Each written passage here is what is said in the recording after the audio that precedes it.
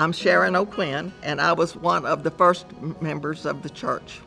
I was at home one afternoon over on right off Marsh Lane in North Dallas, and this young lady knocked on the door and asked me if I knew that they were starting a Pentecostal church. Well, of course I didn't know, so she told me that it was in a nursery school on Midway. And so we got involved with the church and with the Lormans. They were very gracious people.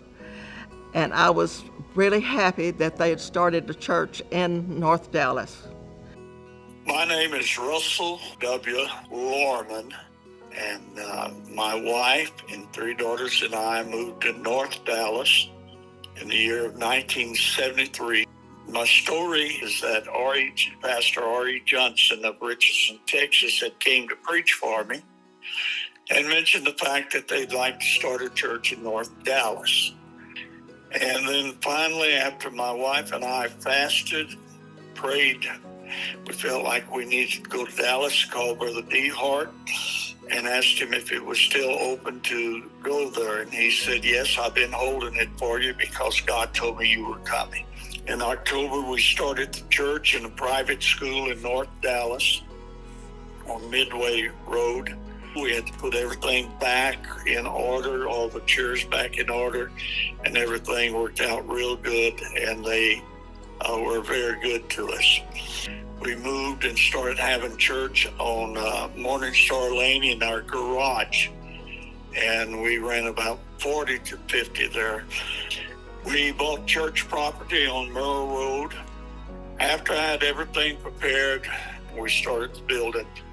We had a lot of opposition. There was a large group of people, they said over 1,000 in the area, that signed petition against us. When the building was complete, the committee came to us and wanted to apologize because they said the building complemented the area that we had built in, and they wanted to be neighbors with us.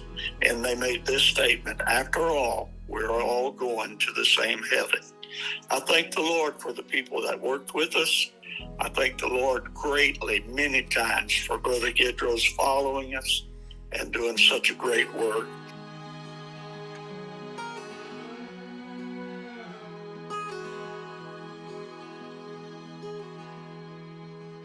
So when I came in 1985, it was culture shock. I'm from a small Louisiana southern town.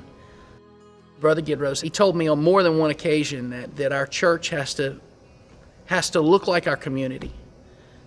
And he made the comment that how do you plan to worship in heaven with all of the peoples of the earth if you can't do that here? One of the people that came from St. Louis went back and looked in meeting notes from the 70s, and Brother Gidros was the first person in a general board meeting to bring up the subject of multicultural ministry. What his desire was for our church, not only to be in Dallas, to have a Dallas address, but also that our congregation would look like what heaven is going to look like. And don't you know, it's always been that way. Yes. It's always been that way. The other thing we were talking about earlier was about how it has always been the heart of the Gidroses, that this church would be a place of healing, not just physically, but also emotionally and spiritually. It has always had the spirit of healing from when we were really small to even today. The Gidroses were just an amazing couple. They cared deeply for my family, and I remember different hard times in our life where Bishop Gidros would meet us where we were. It didn't matter if we were all across the DFW. He had a deep compassion and love for our family. And I don't believe it was just our family. I believe this was a part of who he was and who God made him to be. The thing I would like to say about the bishop is he really had a pastor's heart. He was a shepherd. He was a shepherd. And I mean, he went after you. And, and it was all in kindness, not hard pressure. Kindness, love, care. and a lot of trust. When I think about Brother Gidrose, I think about the fact that in every situation, he was always there. He just made a point of being there. That was his legacy. He was a true shepherd.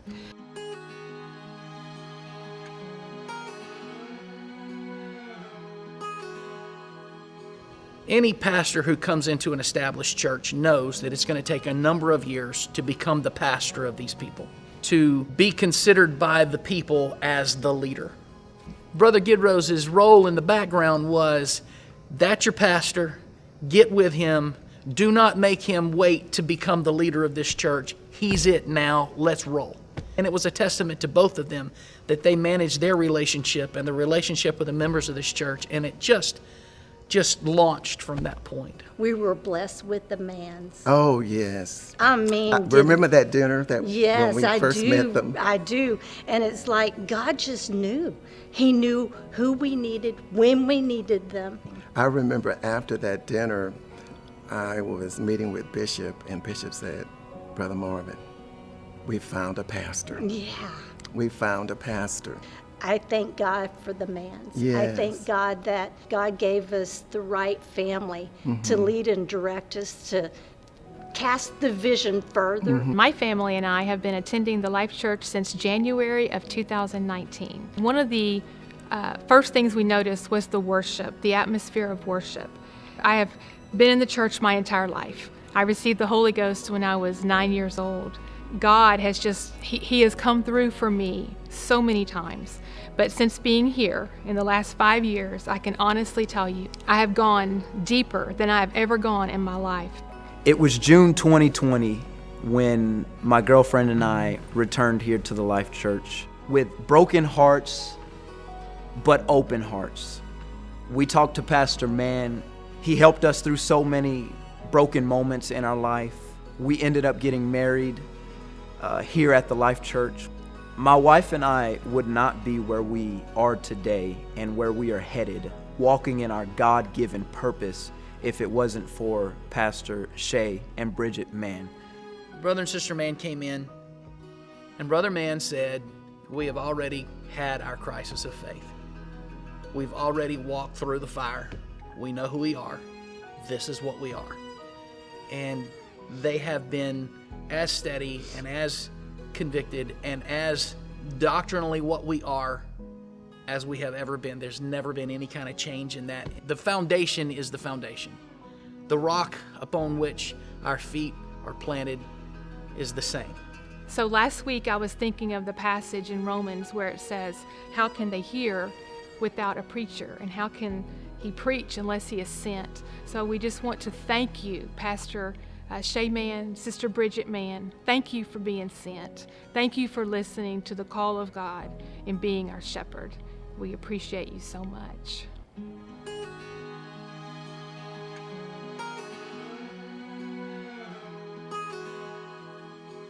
Pastor Shay and Bridget Mann has made the Life Church a culture where young people, old people, all people alike can grow in their God-given calling. It's not just a place where people come and go to church and they leave. And I think that thread from Brother Gidrose that carries on through and is part of the vision of the church is to find your place where you can be involved in the ministry and the work of the church. If you ask me what the legacy of the church is, it's that. It's that. You may not have a family legacy, but start one today here at the Life Church. Be a pray first person. Be a servant and make a difference here in North Dallas for the glory of God.